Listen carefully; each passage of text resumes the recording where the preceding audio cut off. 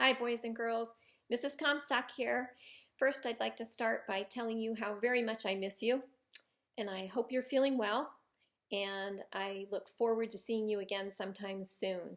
In the meantime, though, I'm here to share a story with you today, and today's story is called The Three Little Javelinas. Here's the front cover. This story was written by Susan Lowell and illustrated by Jim Harris. I hope you enjoy the story. The Three Little Javelinas. Once upon a time, way out in the desert, there were three little javelinas. Javelinas are wild, hairy, southwestern cousins of pigs. Their heads were hairy, their backs were hairy, and their bony legs, all the way down to their hard little hooves, were very hairy. But their snouts were soft and pink. One day, the three little javelinas trotted away to seek their fortunes. In this hot, dry land, the sky was almost always blue. Steep purple mountains looked down on the desert where the cactus forests grew. Soon, the little javelinas came to a spot where the path divided and each one went a different way. Here we have a nice picture of the javelinas. You can see them all dressed differently.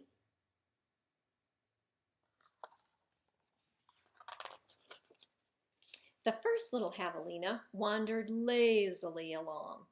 He didn't see a dust storm whirling across the desert until it caught him. The whirlwind blew away and left the first little javelina sitting in a heap of tumbleweeds. Brushing himself off, he said, "I'll build a house with them." And in no time at all, he did. So here's the picture of him caught up in the whirlwind.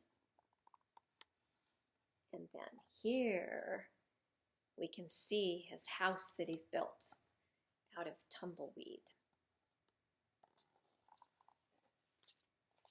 He's looking very proud of himself, don't you think? Then along came Coyote. He ran through the desert so quickly and so quietly that he was almost invisible. In fact, this was only one of Coyote's many magical tricks. He laughed when he saw the tumbleweed house, and he smelled the javelina inside. A tender, juicy piggy, he thought. Coyote was tired of eating mice and rabbits. And here you can see a picture of him hiding in the rocks.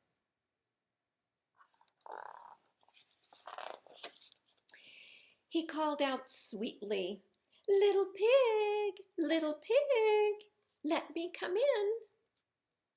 "Not by the hair of my chinny chin chin," shouted the first javelina, who had a lot of hair on his chinny chin chin. "Then I'll huff, and I'll puff, and I'll blow your house in," said Coyote. And he huffed, and he puffed, and indeed he blew the little tumbleweed house away. But in all the hullabaloo, the first little javelina escaped and went looking for his brother and sister. Coyote, who was very sneaky, tiptoed along behind. Now here you can see that Coyote huffing and puffing. And oh my, here you can see the house blown away.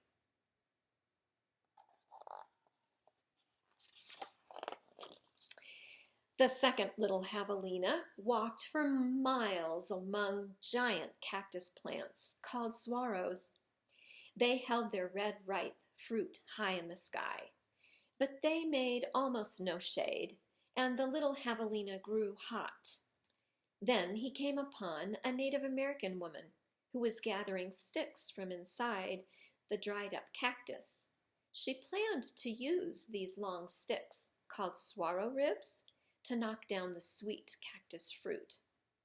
The second little javelina said, Please, may I have some sticks to build a house?" "Hau," she said, which means yes, in the language of the desert people. And here you can see the Native American woman who's kindly going to share her saguaro rib sticks. And here you can see the little javelina. He's looking pretty hot under that sun, isn't he? When he was finished building his house, he lay down in the shade. Then his brother arrived, panting from the heat, and the second little javelina moved over and made a place for him. And here you can see them snuggled together. And do you notice the do not disturb sign?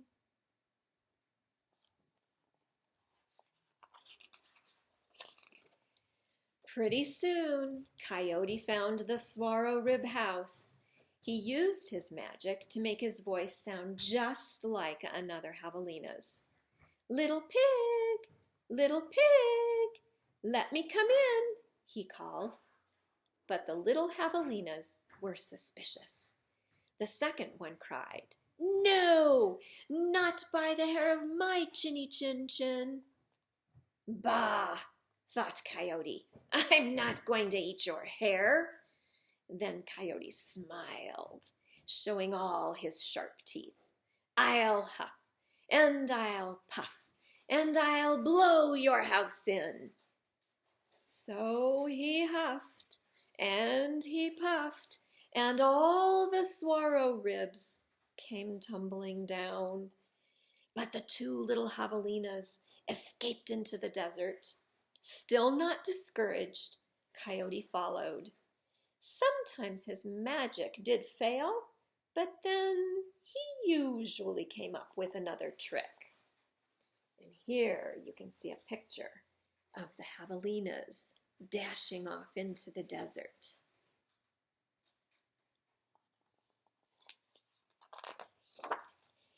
The third little javelina trotted through beautiful palo verde trees with green trunks and yellow flowers. She saw a snake sliding by, smooth as oil. A hawk floated round and round above her. Then she came to a place where a man was making adobe bricks from mud and straw. The bricks lay on the ground, baking in the hot sun.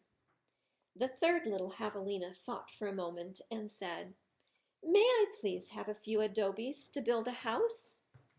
"Sí," answered the man, which means yes in Spanish, the brickmaker's language. And here is a picture. And you can see that very kind man who is going to go ahead and lend the third javelina some adobe bricks.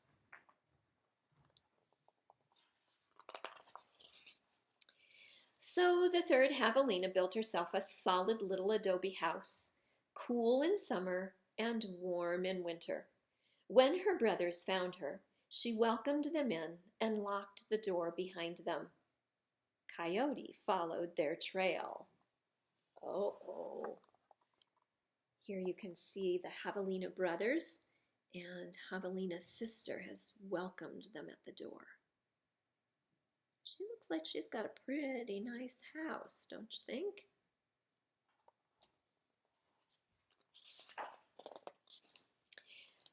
"Little pig, let me come in," he called. The three little javelinas looked out the window. This time, Coyote pretended to be very old and weak, with no teeth and a sore paw. Here you can see his picture. Does he look pretty sorry to you? But they were not fooled. "No, not by the hair of my chinny chin chin," called back the third little javelina. "Well, then I'll huff, and I'll puff, and I'll blow your house in," said Coyote. He grinned, thinking of the wild pig dinner to come. Just try it, shouted the third little javelina. So Coyote huffed and puffed, but the adobe bricks did not budge. Again Coyote tried. I'll huff, and I'll puff, and I'll blow your house in. The three little javelinas covered their hairy ears, but nothing happened. The javelinas eventually peeked out the window. Can you see them covering their hairy ears? The tip of Coyote's raggedy tail whisked right past their noses. He was climbing upon the tin roof. Next, Coyote used his magic to make himself very skinny. Uh-oh, can you see what he's about to do? The stovepipe, gasped the third little javelina. Quickly, she lighted the fire inside her wood stove. What a feast it will be, Coyote said to himself. He squeezed into the stovepipe. I think I'll eat them with red-hot chili sauce. Oh, look at him. Whoosh! Sizzle! Then the three little javelinas heard an amazing noise. It was not a bark. It was not a cackle. It was not a howl. It was not a scream. It was all of those sounds together. Yip, yap, yeep, yow!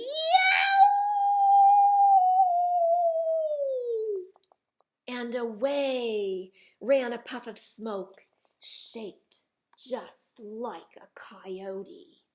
Oh my, can you see it?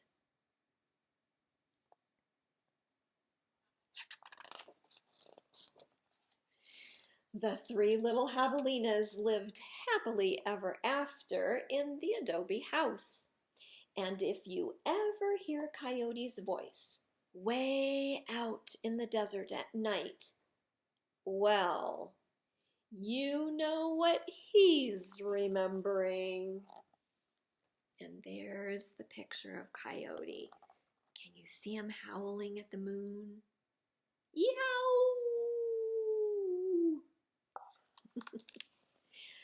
Boys and girls, I hope you enjoyed the story of the three little javelinas. And again, I miss you, but I know that everyone's doing well, and you hang in there, and we'll see you sometime soon. Take care now. Bye.